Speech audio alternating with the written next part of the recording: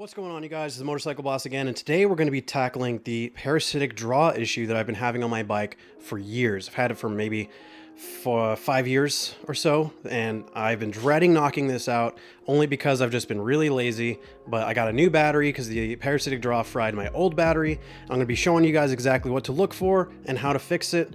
Let's get into it.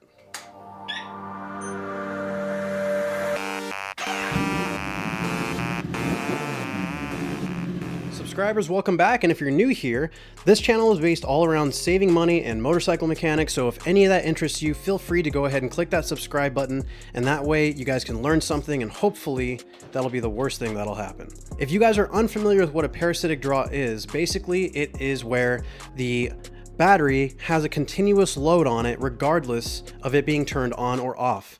When nothing is supposed to be pulling power or extremely little power is supposed to be pulled, it's pulling a massive amount of power when it's turned off, and that way when you come back to your bike a day or two or a week later, then it's completely dead, it won't start or anything, and it has that load on it for way too long. So this has been happening with my bike for years, and I'm finally going to tackle it, find out what's causing the problem, and then I'm also going to fix it.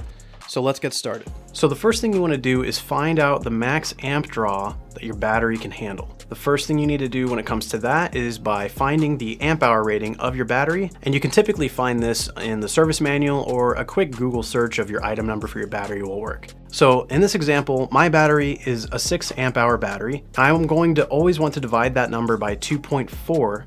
and that is going to give me 2.5 milliamps. This is the maximum amount of current while the bike is sitting and turned off that it should be drawing. My suspected issue is my light kit, and I already tested that, and that measures out at 1.2 amps. And as always, I always have links in the description for everything that I use in my videos, so you guys can pick some of that stuff up for yourself. All right, please excuse this total rat's nest of wires, but basically what's happening is I'm taking the negative lead from the multimeter, and I'm going to be attaching it to the negative terminal of the battery.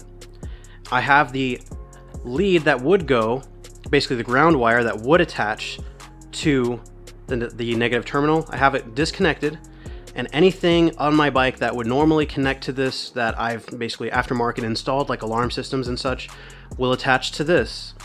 And I'm going to take the positive lead from my multimeter, and I'm going to attach it to that. That's making the multimeter the bridge between these two connection points.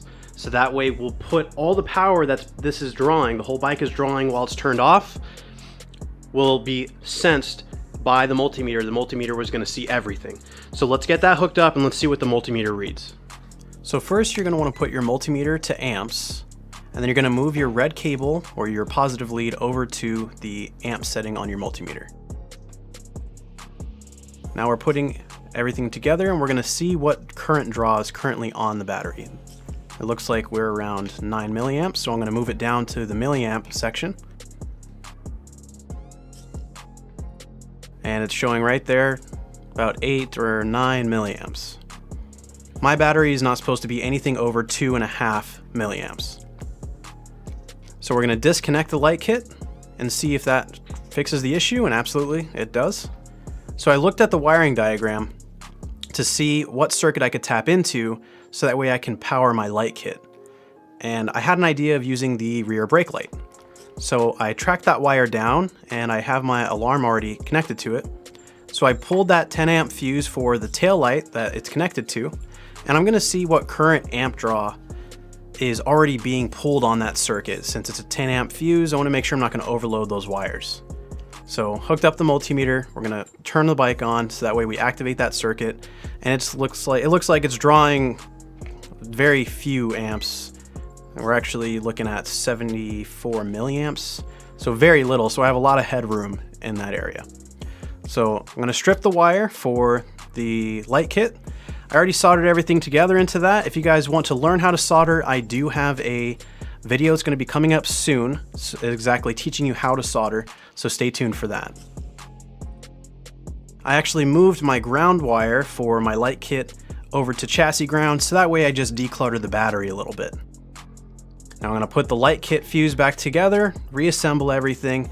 I did put the fuse back in the fuse box as well, and let's see what we got. Let's do our final results. So we're looking for something that is less than 2.5 milliamps.